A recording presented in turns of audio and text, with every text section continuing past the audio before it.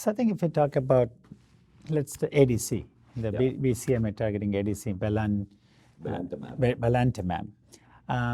It's one of the class of the drugs that we have evaluated in other setting before, CD19, CD56 targeted ADC, etc. This one is especially important for us because it targets BCMA, so there's less risk. I think let's see the efficacy. There's great excitement about drug because efficacy is very high. Yeah. You want to discuss the efficacy and maybe something about the toxicity that we should be looking after or take care of? In this context too, we should talk about efficacy and toxicity and the risk balance, as you rightly say. The unique toxicity of this drug that we have not seen with prior myeloma drugs is something called keratopathy, or which is corneal damage, which thankfully does not seem to be permanent damage, but a significant proportion of patients who are exposed to this drug developed dry eyes, deposition of the toxin in their cornea, which leads to itching and visual loss and visual blurring, and in extreme cases, only a minority of cases though, corneal ulceration. And it is thought that the cells that are taking up this toxin migrate and that gets sloughed off in the normal process, and then the vision recovers if you hold the drug. And this has led to some holds of this drug when you're treating patients with this. Well, and I'm sure that we will mitigate this as we go along and use risk-benefit discussions with the patient to use this drug. But it is a toxicity that we as physicians should be aware of. And on the other hand, efficacy I think is quite encouraging. Of course, and as you have worked with this drug, it works in people who are refractory to three classes, the major three classes. Triple refractory, and response rate ends up being around 60% or higher. Yeah.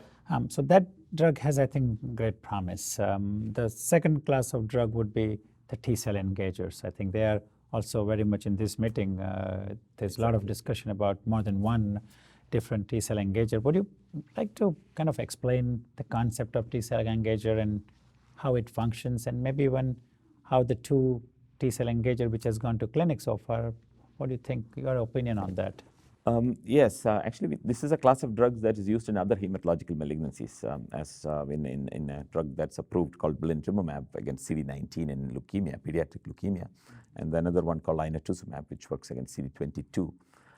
The concept, again, is to make a small antibody which at one end has binding specificity towards CD3, which is the surface molecule on T cells, and on the other end binds to the target that we wish to direct these T cells towards, which in this case BCMA. So this antibody, when infused or injected into the patient, coats the surface of the plasma cell and brings T cells into contact with them, so that the distance between the T cell and creates an artificial, what they call an immunological synapse, which leads to the T cell killing the plasma cell or its target in other cases. But what do you think? Don't you think that this mechanism can also cause cytokine release syndrome, can sometimes lead to immunological memory because it recruits other T cells? And I'm sure. Yeah, I think it's a good immunological approach. Recruits the T cells to do the function we would like it to do, but it will bring about, or it does bring about, the same side effect profile that we would see with CAR T type of approach we will talk in a minute. But I think that we have to keep in mind, it probably does not have neurotoxicity. So there are two drugs in market. One actually was evaluated. It's a drug called AMG 420. Yeah. It was one of the first BCMA targeting engager that showed efficacy. And that was very important news for all of us, that these T-cell engagers do work. Concern was myeloma is a immunosuppressed disease. Would the T-cell engager be good enough to bring those not functioning T-cell? That was settled by that drug. The problem with for AMG 420 was that it is not easy to administer. You have to give continuous infusion for days and repeat it, and it was very cumbersome. But I think it established the principle. And then we have a next generation of AMG molecule 710 that can be given quickly. It's a short infusion time, and at least in preclinical model, it looks very attractive. Exactly. We didn't have an update on that yet at this meeting, but it is based off of the 420, and I think that suggests that this molecule is probably going to be very active. But then there is a second similar compound that does not have a name yet either, but it comes from. I think it's called CC28396. Yeah, CC296 is what they call it. Right, yeah. and so that has clinical results now available to early stage. Right. At this meeting, we both of us heard these results, which are, I would say, very promising in that at least the patients treated at gold dose in a phase 1 study, which was about 6 milligrams or higher, almost 100%, actually 89% of these patients ended up having a response. And I think that it was quite well tolerated, although like you suggested, CRS was one of the issues to be looked after and taken care of. Right. Some patients did require tocilizumab to control it, but it was efficacious, but at the same time, toxicities were quite manageable. So it's quite exciting part.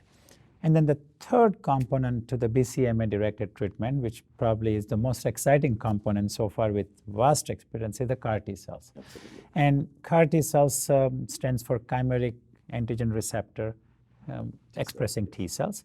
And the concept is very simple. The T cells are genetically modified to express on their surface an antibody-like molecule, so that now the T cell will be able to target or recognize the tumor cell and bind it. And then that same molecule has a tail inside the cell, which makes the T cell get activated. So one thing, it functions better, and number two, it starts proliferating. Exactly. So this is how CAR T cells work. But there are also different varieties of CAR T cell, even in clinic. The CAR T cell with single epitope targeting, CAR T cell with dual epitope targeting, and the BB2121 is a single epitope targeting CAR T cell, but the J&J molecule is dual targeting. It targets BCMA, but under 2 different loci and might have a different thing. So what do you think about these CAR T cells in general? We'll go into more detail of each of them, J&J in a minute.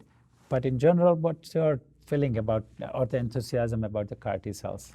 I think I'm as excited as you are and everyone else is about CAR T cells. We have 2 approved products in a different disease, lymphoma and ALL, which suggests that they are capable of getting out of clinical trials into the commercial world and being accessible to all patients.